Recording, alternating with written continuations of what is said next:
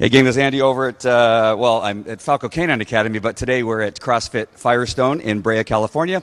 We're coming on a little bit earlier than what I told you on the first broadcast because you have to go somewhere. And this is Casey, one of the instructors at Crossfit Firestone, and I love this place. I've been coming now here for almost 3 weeks, I think, or maybe 3 weeks. Came here on a Groupon. Should I tell people about the Groupon? All right, you need to look for the Groupon because at least come down and try things out. With me also is Morty, the mortuary dog. Hazel was going to be here performing the exercises with me, but Hazel's at the river, and so I'm going to show you some of the exercises with an imperfect dog, which I know maybe some of you might have. So this isn't a bad situation. We're going to make the best of the situation and show you how to start working with your dog and how to start doing some of these exercises we're going to be pointing out later on. I'm out of breath because I was just doing 3 jumping jacks. And so what I want you, Casey, first to tell us a little bit about CrossFit Firestone. I don't know why I always want to put the Firestone before the CrossFit, but tell us a little bit about CrossFit Firestone. Yeah, we actually opened up at the end of February this year. So we've been open a few months now. We offer yoga, Pilates, spin, bar, CrossFit. We have 2 stories. We have 5 bathrooms, 2 showers. We also have 4 other gyms that are connected to ours. So a membership here gets you a membership to those gyms as well. Yeah, and they're all in Southern California. Oh, that's fantastic. I didn't know that I could go to the other ones. Yeah. But I think this one's the best. This one is the best, obviously. That's what I'm going to say, yes. All right. I took them on a little bit a tour. If you missed it, just look at the replay of our earlier live broadcast we had during Falco Canine Dog News, and I took you on a little bit of a tour around the facility, and it is fantastic. I love it here.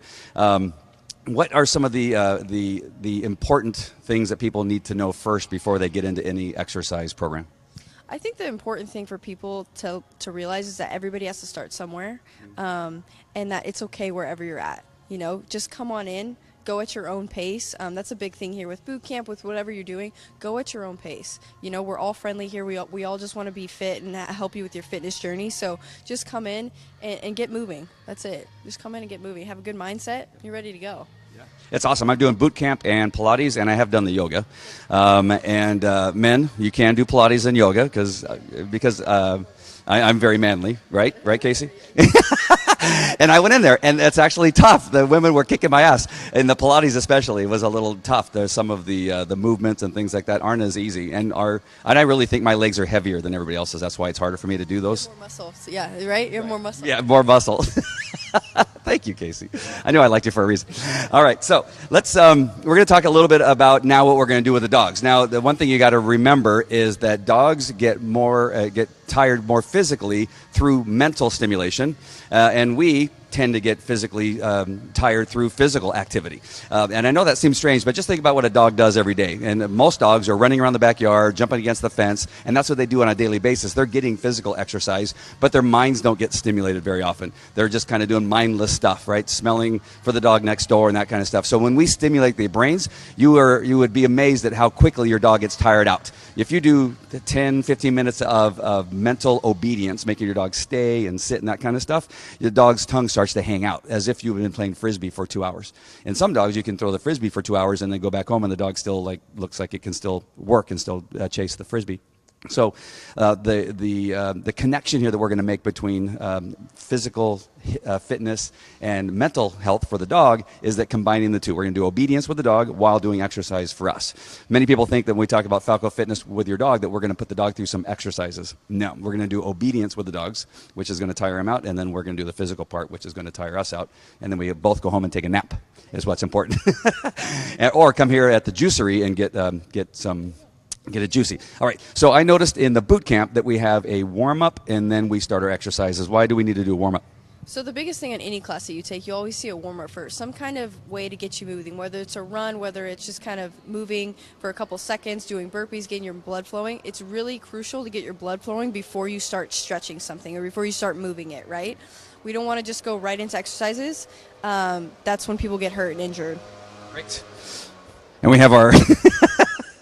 Our blower, that's not part of the gym. You don't have to go out there and blow the wheeze. No, that's not part of the exercise? Okay, good. So what I'm going to do is I'm going to warm up with a jog. I'm not going to go outside because normally in our class here, we go for a 100-meter, 200-meter, 400-meter run, but I'm just going to run back and forth, and I'm going to show you a little bit about what to do with the dog, but you're going to hold the mic while I do that, because I don't think people want to hear me heavy breathing into the mic, because that does sound weird. All right.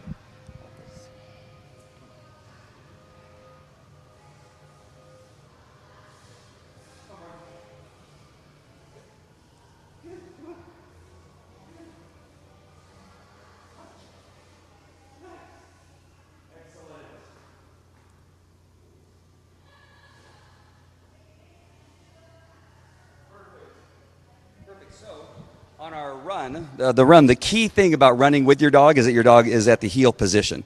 The last thing you want is your dog tugging on you, because that throws off your balance, and you don't want the dog pulling you down in your face, especially when you're running, because it's easier. You're more susceptible to falling if your dog is tugging on the line. So if you notice, Morty was at my heel. Remember, I just got this dog from the shelter about 4 days ago, so I had to work on this really fast. But he was doing pretty good, running at the heel. He also wasn't lagging behind and dragging me down, and he wasn't crossing in front of my feet. That's really important. Now he has an inward sneeze going on. As you're running down the sidewalk, if there's houses to your right and there's barking dogs at the fences, the tendency for dogs is to turn and go towards those things. So really important to get your heel down with your dog before you start the exercise. The next thing I'm going to do is part of the warm-up is jumping jacks. What part of the body does jumping jacks work on? The jumping jacks is a good exercise because it's going to work all your body, right? You're moving your legs, you're moving your core, you're moving your arms. So it's a way to really kind of get you going really fast, and that way you don't have to do a bunch of exercise before that. Okay. All right, cool. Here, this is what it's going to look like with the dog. Well, not necessarily look like, because he doesn't like me doing jumping jacks, but we're going to try it anyway. So what you want to do is you want to have the dog in a seated position. Sit. Thank you. And then you want him to stay. Now, he doesn't like it when I do the jumping jacks, and so we're going to accept just about anything from him right now. Sit. Good. So a solid sit would be really important for your dog at this time. And what I say anytime your dog breaks is you have to start your exercises all over again. So if I'm going to do 3 or 4 or 5 of these exercises, that's okay. And get the body warmed up, what we want our dog is holding that sit position, right? And so that would be the next thing I would suggest. You go on your run, you stop, you do your jumping jacks, and what would be another type of warm-up that somebody could do besides jumping jacks and jogging, or add to it? I like the burpee, only because the burpee, again, it's another full body movement. It's going to get you warmed up really quick, and it's going to hit all body parts. So I know for sure he's not going to stay when I do the burpee. Can you show us exactly what the burpee is supposed to look like? It's going to be chest and thighs to the floor, and then stand up with a clap overhead. One more time. Say it or do it? Do it. Okay. Chest and thighs to the floor. Right. Stand up, jump and clap, overhead. Nice. I always say the burpees are fantastic if I didn't have to do the getting up part. Everything is perfect other than that part. So yes, the burpees. And so again, getting your dog to hold that seated position, that really is challenging for the dog as you're moving around. As you can see with Morty, if I would have brought a dog, if I would have brought Hazel would have sat there and stayed while I do the jumping jacks, burpees, whatever. That doesn't show you that it's a challenge for that dog. It actually is, because when a dog sees you get on the ground, they want to come to you. Right? They want to lick you in the face and all that kind of stuff. They want to jump on top of you, or they want to run away or be repelled. As you could saw, Morty wanted to kind of get away from me as I was doing the jumping jacks. I don't know the dog's history, don't know the baggage, but that position of holding the sit is so difficult for dogs and causes them to really concentrate and think, which they really don't have to do in their normal life, and that's why you get it a little bit more physical. All right. So the next thing I want to talk about is walking lunges. What part of the body does the walking lunges work? So the walking lunges, the big thing about the walking lunges, we want to do full range of motion. So that's going to be knee all the way down to the floor here and standing straight up. It's going to work your entire legs, right? Your quads, your glutes, your hamstrings, everything like that. Even your core to stabilize. It's going to work everything. All right, let me try that. Again, we want the dog at a heel when we're doing that, and this is a great exercise to do with the dog alongside of you. Sure. Ready, Morty?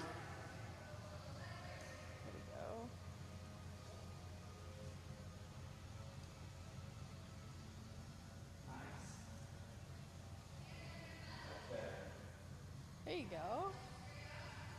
Now the next thing I want to talk about, if you want to make it even more difficult, if your dog isn't like a Newfoundland or a Great Dane, is that you can pick the dog up, and what you want to do is you want to hold the front legs with the arms and the back leg with the arms, and sometimes get the tail in. And so if you hold the dog like this, the dog won't squirm around as much. And now we could use weight, right? Okay, talking to my... Weighted lunges, there you go. Weighted doggy lunges. That's perfect. And see how he's keeping nice and upright there? That's perfect. Especially, guys, if you have weight in the front, you want to make sure you sit up nice and tall. That way the weight doesn't bring you forward. There you go. Good. Nice. Good job, Morty. Good job. Okay, so the last thing. What did I have last?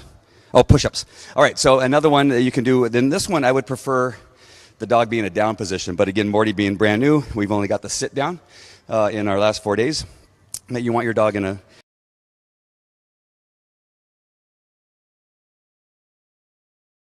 I can't breathe.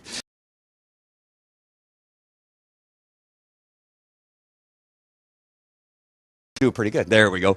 All right, so we're going to do the push-up position. What part of the body does the push-up work on? Yeah, the push-up's going to work your entire chest, right? Your pecs, but it's also going to work your shoulders and your triceps. That's a big one, too. Also, your lats and your back, right? It's also going to work your core a little bit because you have to stabilize as you come down and as you push up. Okay, hang on to the mic. Here, Morty. Sit. Sit.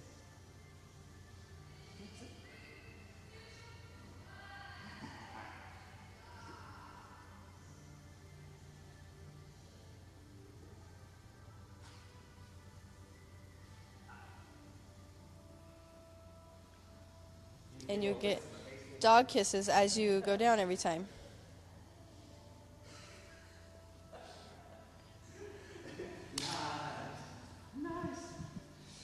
And then we can close off with a run. We can close off with a bicycle, right?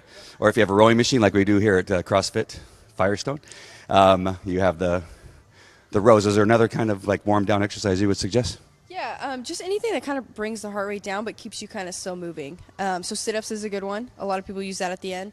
A light jog, biking, rowing is good. Those would probably be the main ones. Jump rope, you can end with jump rope is a good one as well. Jumping jacks. Cool. How about stretching? Is that important? Yeah, so we make sure we want to stretch right after, right? We want to cool the body down. Once we're done with that, we can stretch all the major muscles that we hit during the workout. Awesome. You can do that with the dog too. Just have the dog in a down position while you're doing that. And there's actually some T-touch and massage therapy that you can perform on your dog and watch some videos. And you have your dog chase his tail, which would be a fun exercise for the dog. It's the first time I've ever seen him do that. All right, guys. So I hope you enjoyed this little bit we've done. I hope to do a few more of these. Remember, on Friday, I'm hoping to launch the actual membership site for our Falco Fitness program, where we're going to have exercises, smoothie recipes, feeding your dog raw and natural, and some other healthy treats for your dogs and healthy information about your dogs, the way they eat, and even using some things in their water that will provide good health for the dog. All right. Anything else, Casey? No, thank you so much. Thank you. Yeah, this is fantastic. It really worked out really well. I'm exhausted. All right, thanks. We'll talk to you later. All right, let's go push the button. You tired?